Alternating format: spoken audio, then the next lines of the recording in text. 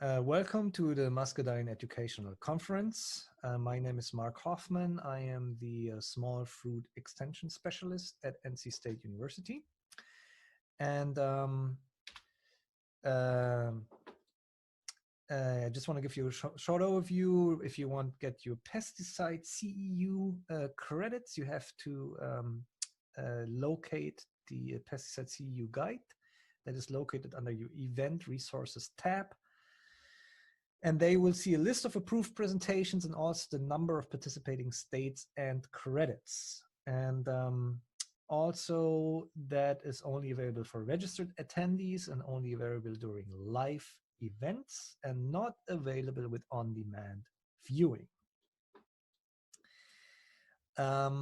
A few other housekeeping procedures here. The CEU process is you have to sign in via your audience chat box, which is here in this red rectangle. And then you also have to sign out via the audience chat box.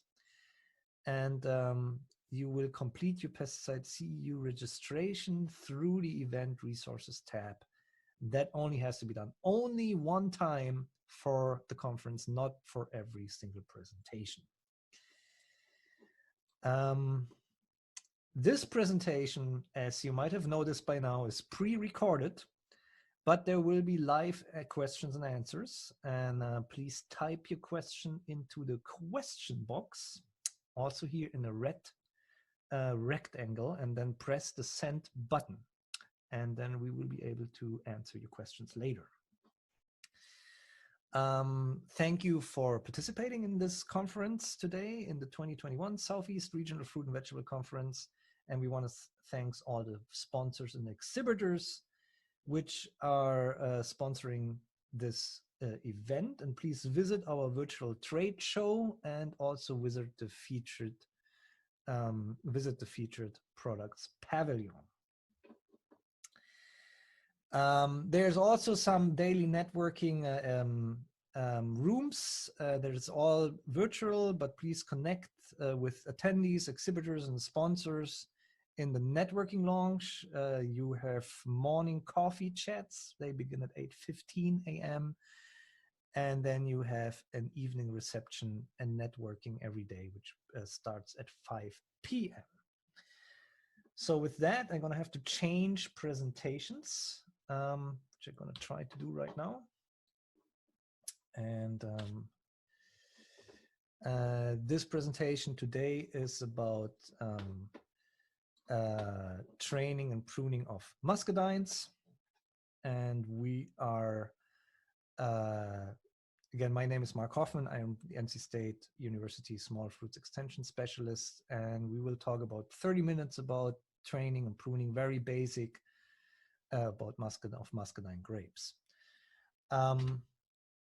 So these are the three topics which we're gonna cover today: pruning mature muscadines, and then general training tips, especially in the first couple of years, and then training in the first years.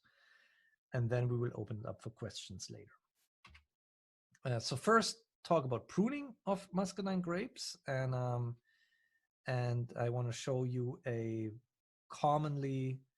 way of commonly pruning Carlos muscadine. So this is a older muscadine vineyard. The vines are about 15 years old in this vineyard, and you can see here this is pruned by a person who tried to do the best, and you can see here clearly on this picture. You have a big region of the arm, or what we call the cordon. We're going to talk about this in a second, where you do not have any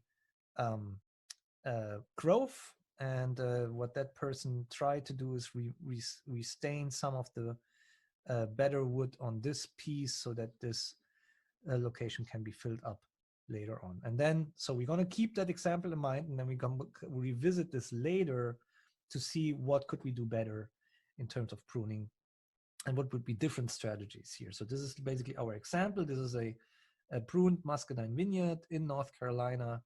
And so we're going to revisit this piece again later and see what we could do better. But first, we're going to make sure that we're going to get from an unpruned vine to a prune situation. So, and this is the same wine where basically before it was pruned, and you can see here this is how a healthy Carlos Muscadine vineyard looks like when it's pruned.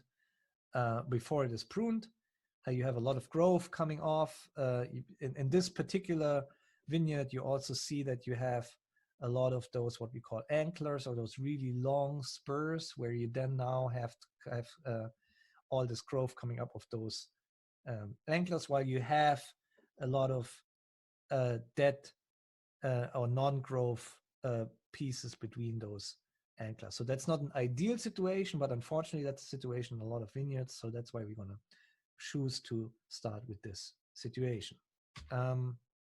So we want to get from that situation into, again, as I said, this is just a longer cordon, the situation which I showed before, where we actually prune the muscadine vineyard. So why is pruning important? Especially yearly pruning. That is a question we're gonna address. And then what are the options of pruning? What tools are recommended, and how do you prune a muscadine wine? So this is what we're gonna cover in this section. Pruning is extremely important, not just to maintain vineyard access and to maintain your yields, but also to control disease. There are a couple of diseases which overwinter in wood, and they can cause quite a lot of damage if you do not have the right pruning strategies. Some of those are black rot and macrofauna, but also trunk diseases, which are a bigger problem in muscadines. You see here a cordon which clearly had a lot of dead wood on it, which wasn't pruned off. And in this wood, you will find a lot of trunk diseases, which then will start to infect the healthier parts of a cordon as well. And that will lead to a lot of dieback, as you can see here in this picture. So disease control is one of the reasons why we want to prune. Usually you have two pruning options. First, you prune manually, and the other option is the mechanical pruning part. A lot of people do a hybrid. We do recommend to pre-prune mechanically so that your crew gets access to the actual cordon much better, and it takes way less time to do it that way. So we do recommend to do a mechanical pre-pruning before you actually go in and prune by hand. And then the other two, if you do a completely mechanical pruning or just a manual pruning, depends a lot on your business model and also the crop you want to sell.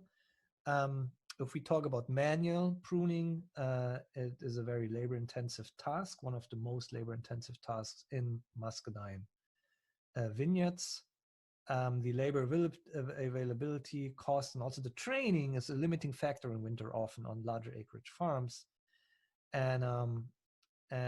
But we recommend it, especially for fresh market cultivars, because you do want to develop a pristine product which doesn't show any disease on the grapes, and you also want to have your picking crew later in summer having good access to those fresh market grapes. So that is why manual pruning is the choice, at least in fresh market vineyards. And you also get a very good control of your yield and disease, so you can manage your yields and you can manage your diseases much better than you could do with a completely mechanical approach. Again, it takes a lot of time. These are just numbers which I think are kind of more or less accurate. I think 20 minutes is on the lower end for like one fully mature wine. Often crews go like across like one row, and then one crew is pruning one side of the cordon, the other crew is pruning the other side of the cordon. That is a very common practice in larger acreage farms. On the mechanical side, it's of course less labor intensive. You have a little bit higher initial costs. However, you need to have a pre-pruner anyways, even if you prune manually. So basically what you would do is you would prune a little bit closer to the cordon in your mechanical pruning, but you would not follow up with a manual pruning after that. That will keep your that will give you not that amount of control about your yield and your disease, which you would have um, with a manual pruning. And we do not recommend to do that on a fresh market vineyard. If you want to grow and sell fresh market muscadine grapes, we do not recommend to use only a mechanical approach. In processing vineyards, we believe that it can be done on a rotation with manual pruning. If you never rotate, you're gonna see an increase in disease, and you're gonna see a reduction in yields at some point. Maybe not that much with Carlos and Noble, as we would do with other cultivars, because those are very, very vigorous cultivars. But however, even those cultivars you will continue getting to a point where you do have all those big antlers in your vineyard, and every time you prune mechanically, you will basically cut off a lot of the really well wood, which would be well suited for next growth and fruit production. So we recommend to do that on a rotation. I know that's not always possible. It really depends on the size of your farm. But if you can, we have a lot of mid-sized farms who rotate their blocks, and they do a mechanical pruning, but they always go in after 2, 3, or 4 years and prune by hand once a year, so that they basically refresh a lot of that growth. So those kind of operations, if you do manual pruning there, then that will be more labor intensive than if you would do continuously manual pruning every year. So if you do rotate, you're going to have to basically clean up after 4 years that specific block. So that will take a lot of the time of your personnel. So those are the two approaches. We're going to talk mostly about manual pruning today, and just like a little overview about what you need in terms of pruning tools. Do not save money on pruning tools. I know a lot of people want to save money, and they're relatively expensive, but they will get you they will get you a long way if you invest some money into your pruning tools. So I just give you like an overview about what I think is necessary for like a pruning. So you definitely need some hand shears. I would have 2 different hand shears. I would definitely have some bypass pruners, as you can see here in the middle of the picture. But I also would have some heavy duty hand shears, as you can see here in the upper hand. There are a couple of brands which I would recommend. Felco and Vesco are definitely the 2 brands which I would recommend. And Corona is a brand which makes some good tools as well. So I would get some really good pruners. Make sure that those hand pruners are, as I said, bypass and heavy duty. I would have 1 of each, or several of each really, and that you have replaceable parts which are easy to get and which you feel comfortable to replace too. And they should be reliable. It should be a good steel, and they should not hurt your hands. So you really have to make sure that you like it if you prune with it in your hands. So they can be relatively costly, and the replaceable parts can be relatively costly. But if you prune like a whole acre or more of muscadine grapes, you will be thankful that you have a better pair of pruners. So that's one of the essentials. Another essential, I think, is a short-handed bypass lopper. That can come in handy if you have to make like a little bit bigger cuts, or like get to regions where you cannot reach that well with like a hand pruner. Also, those should be more costly. Those should be reliable and should have replaceable parts. They're usually running about $80 to $120 per piece. Again, that's an investment which I would make. You don't have to invest into tools every year. You could replace the parts, which is much cheaper on a long term than buying new loppers and pruners every year.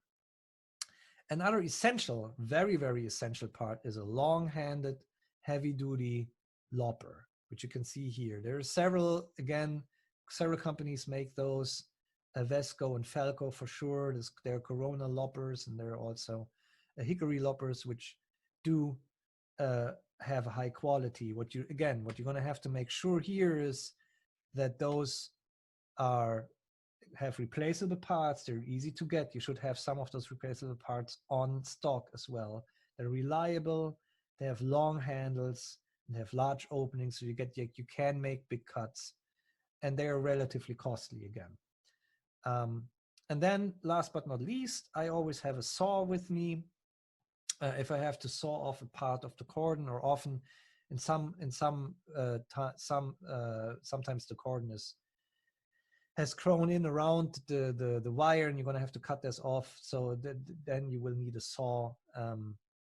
Again, several companies produce those saws. They're relatively costly again. And make sure you have replaceable parts and a good steel there as well. So those are the basic pruning tools, which I would recommend to have if you start, or if you have a muscadine vineyard. Quality is number one, the number one reason, the number one priority to if you decide to buy those tools. Please do not save on your pruning tools. So you won't do your vineyard and yourself good if you do that. For larger acreage, some people use electrical and pneumatic pruners. I just want to give it a shot here. They're very expensive. However, they don't hurt your hand, and you can make very precise cuts with those electrical pneumatic pruners as well. You have to be trained. They're very because they're they can cut off your finger, and so you have to be very careful and trained. However, it's an option for larger acreages if you want to go in and hand prune a part of that. Those will make your life much easier. There are new models coming out which do not have that battery pack, which you're going to have to carry around.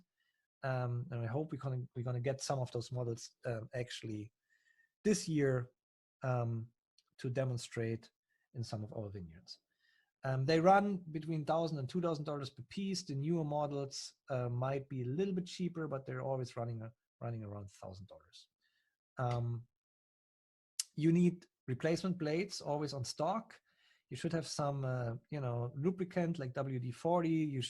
Very important is to clean your pruning tools so that you don't disperse those diseases to like your new wood. So you really should have like a bottle of Lysol with you where you clean your pruning tools at least after every work day.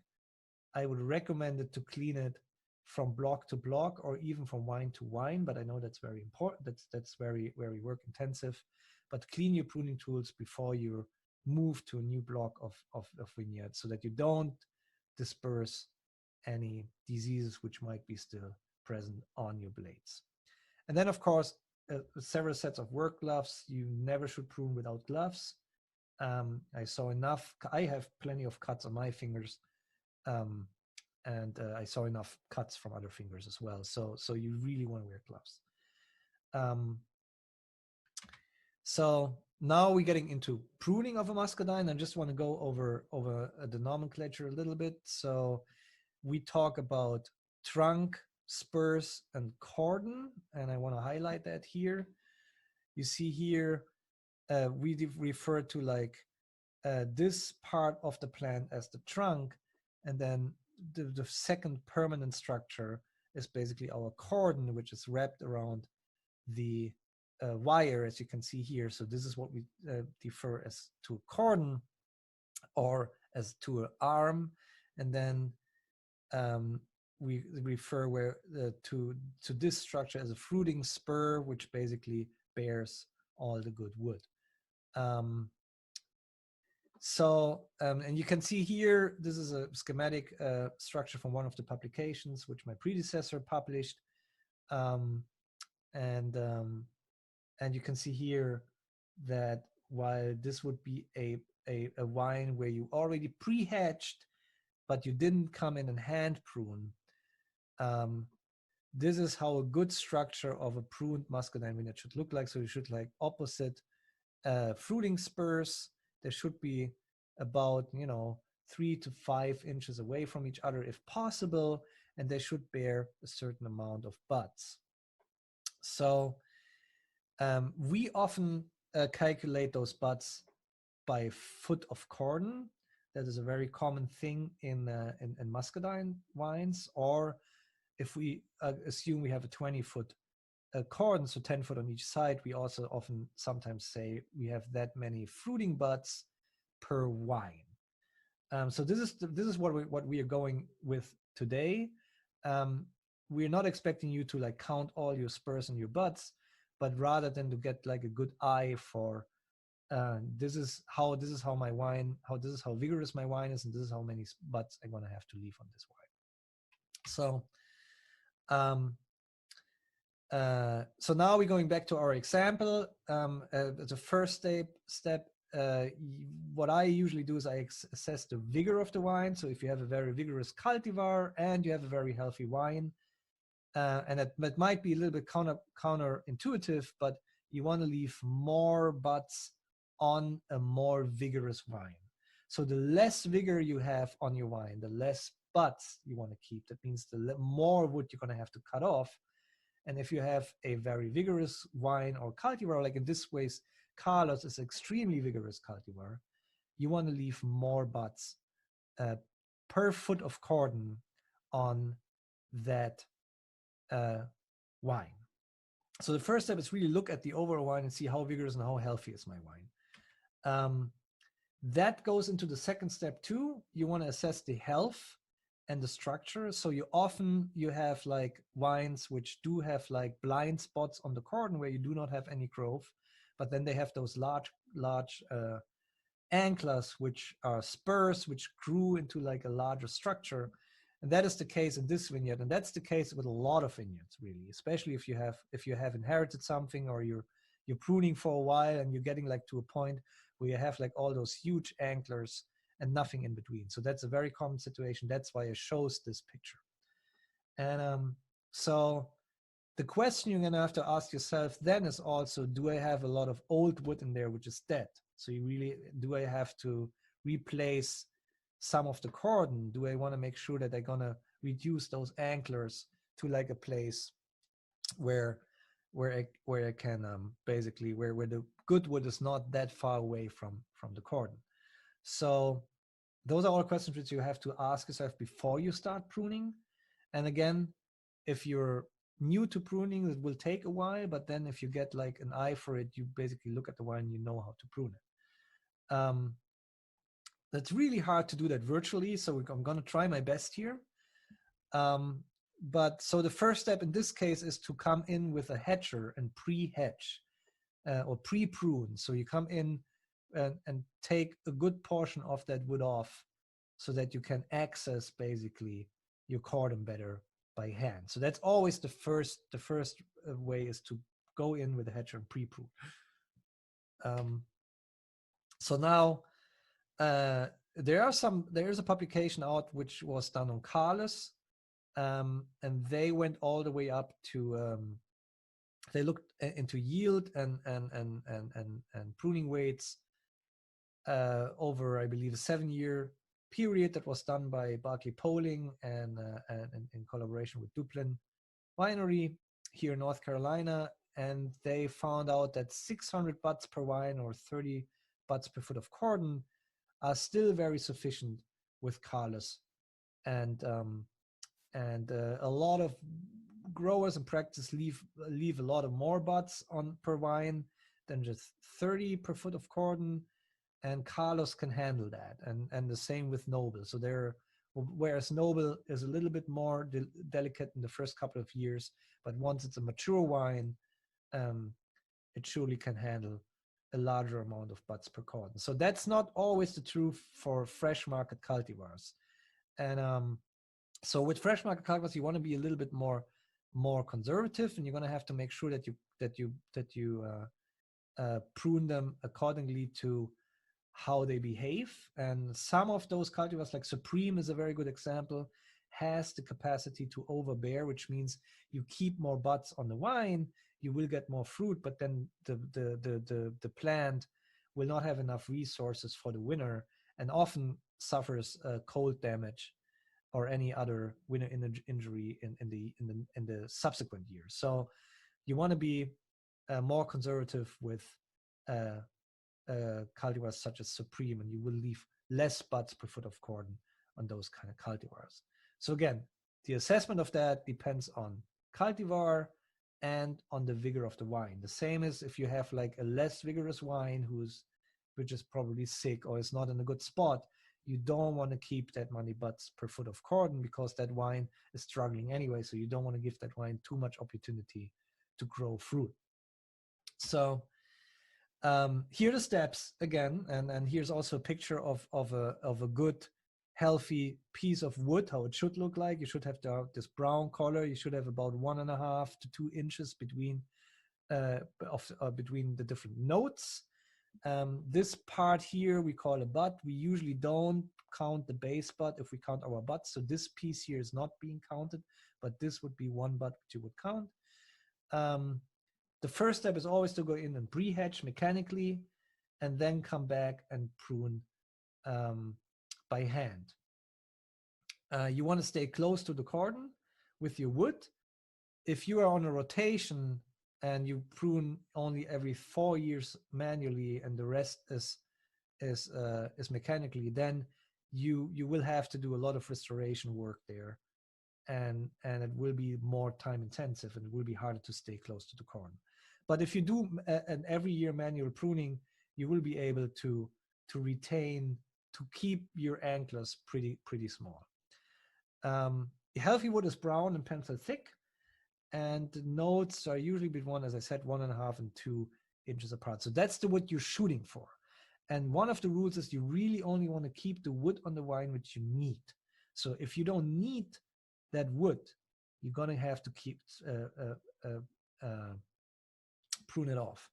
And a good practice to prune is, if let's say you don't want to keep that wood, you wouldn't prune it off right here at the base. You would prune it off here so that there's enough wood to heal the wound. Because if you prune it up at the base, then there's a good chance that your fungal diseases will go into like the rest of the wood. But if you give it a little bit space to heal, you will not have, there's like a less chance that your fungal diseases will actually grow into the rest of the wood. So you want to have a certain zone where your wood is healing after you prune as well.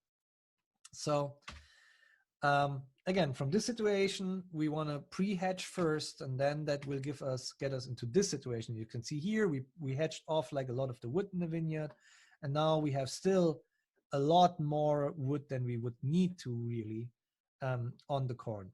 So in a mechanical pruning situation, this is basically where you would stop.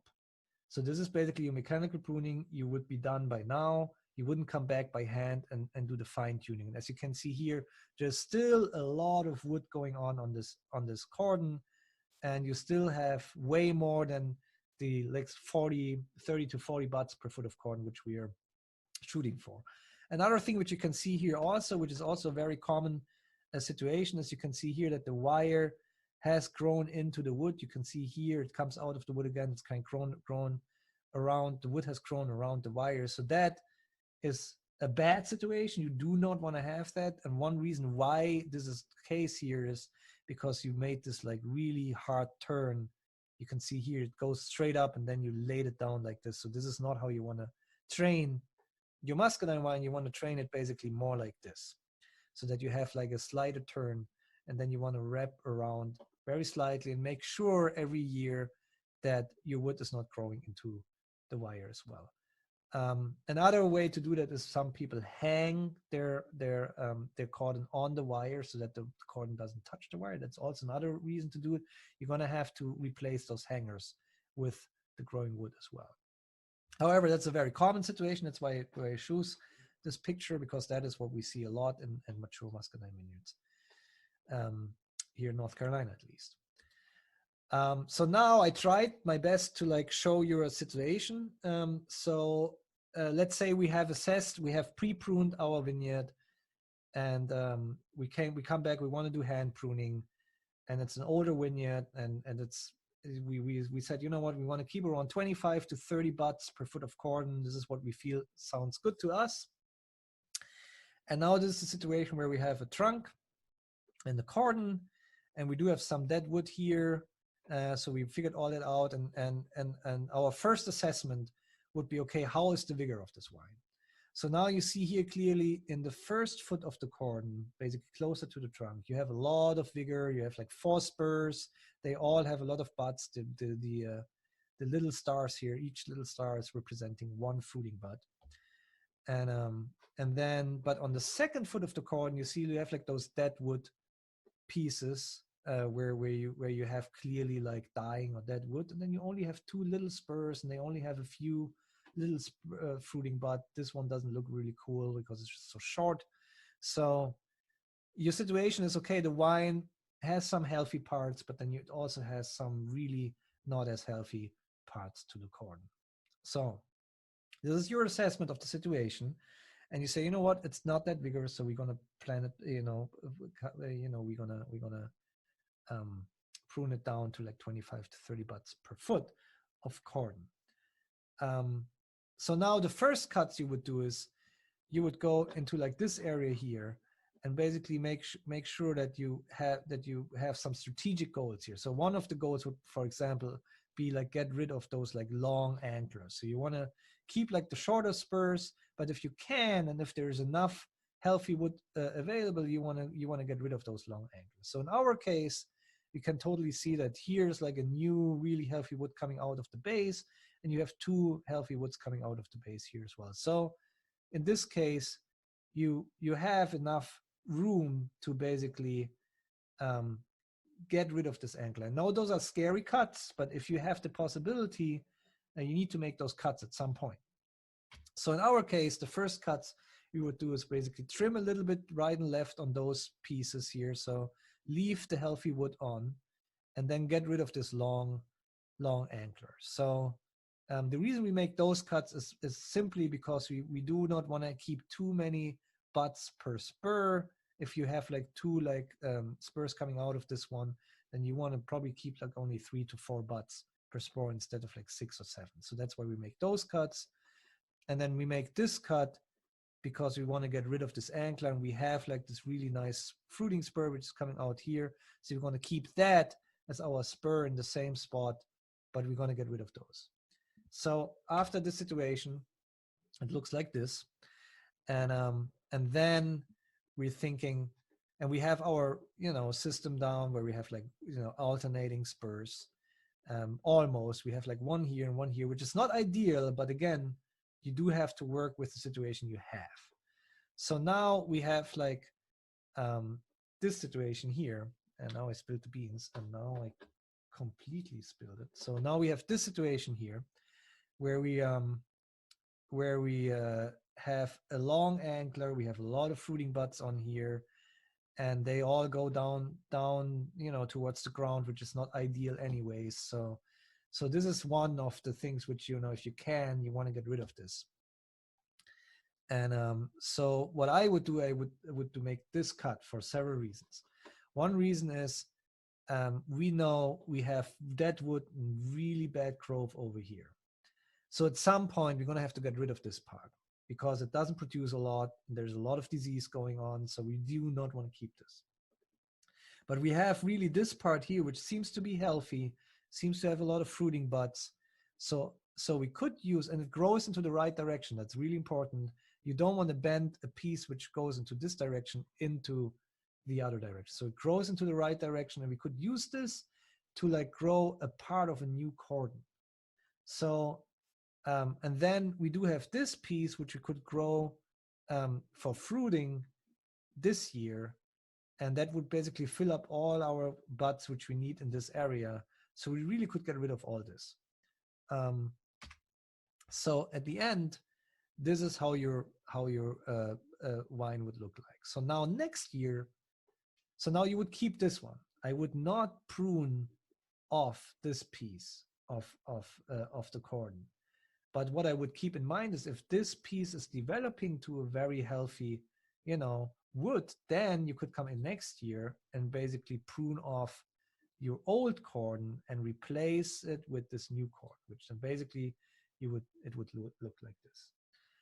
And at the end of the day, these are decisions which you have to make over pruning time, and they can be very tough decisions. But again, your wine would be more healthy. You would get rid of a lot of the diseased wood, and you would rejuvenate your wine every once in a while, which is important because, as I said, especially those trunk diseases which do come into pruning wounds no matter what, they can have a very detrimental effect on your yield and your wine if you do not prune off. And if you do that more regularly, then a hand pruning won't take that much time because you do it every year.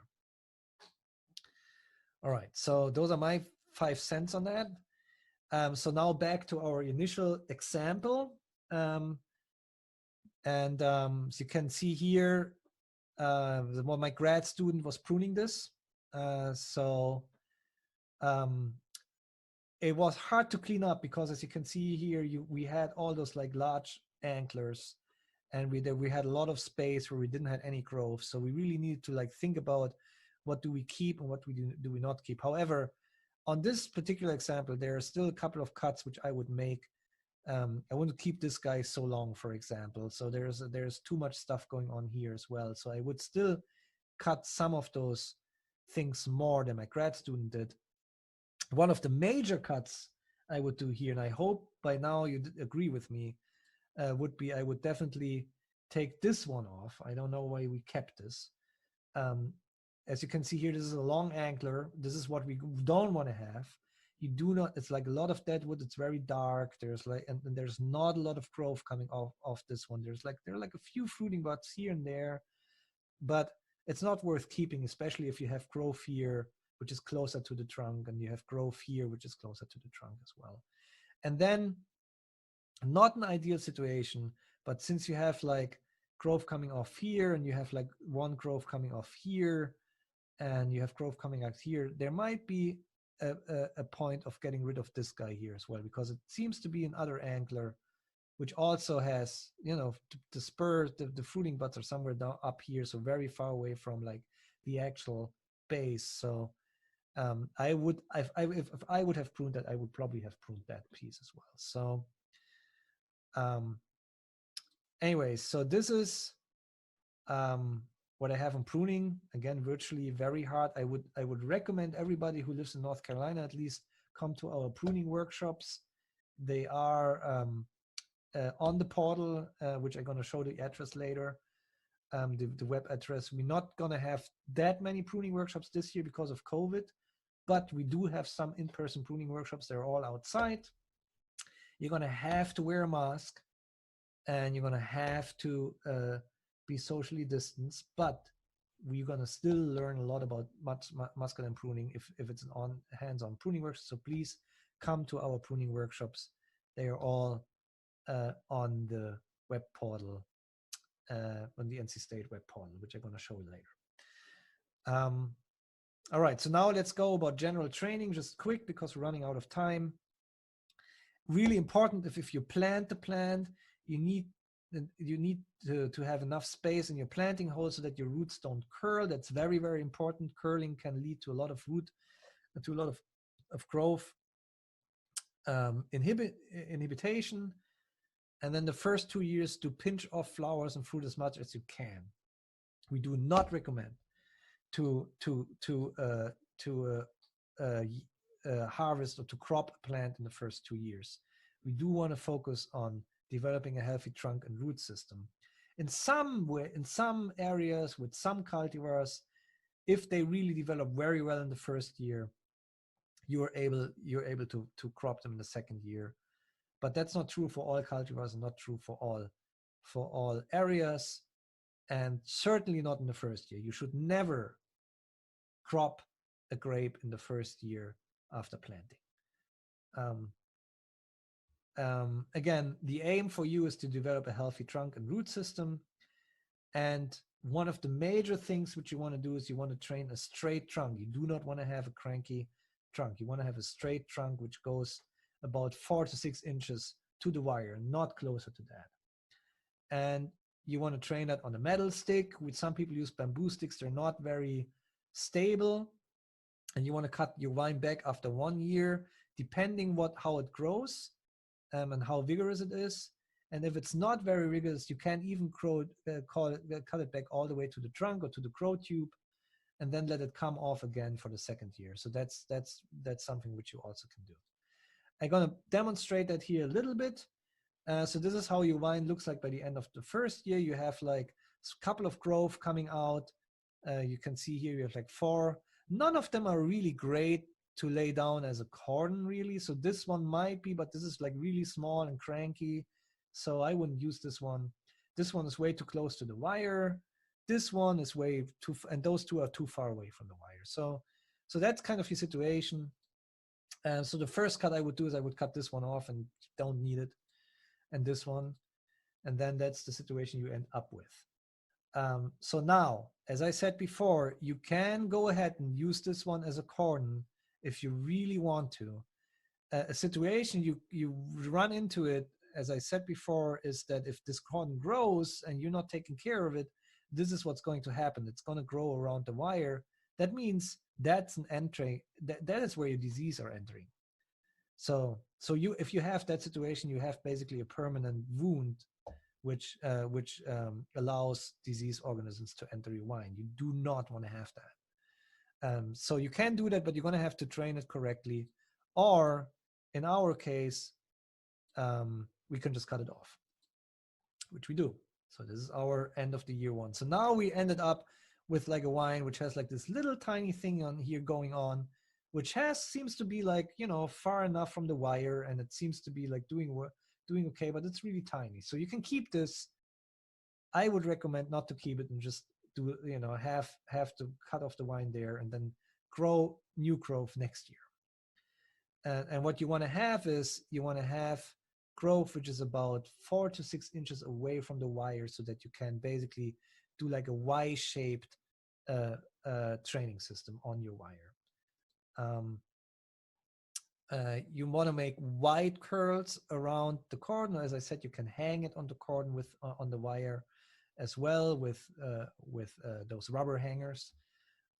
Important is that you do have those 4 inches distance to the wire ish, so that you don't have to make those like really large and those really strict turns, which then lead to a lot of problems later. All right, so that's my time is up.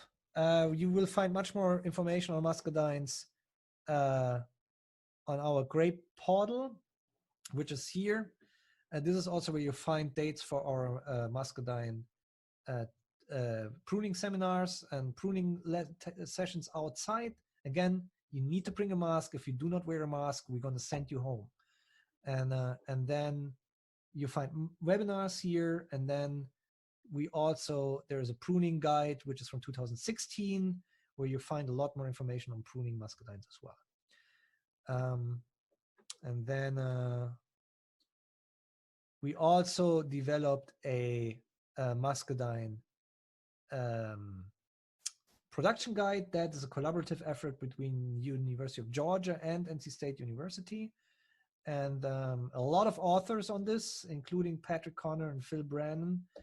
And Kane Hickey was a co-editor, and this is can also be found at the NCSU website, and it's a big help to get you guys started. I would really recommend to look into this, and other than that, I will take questions.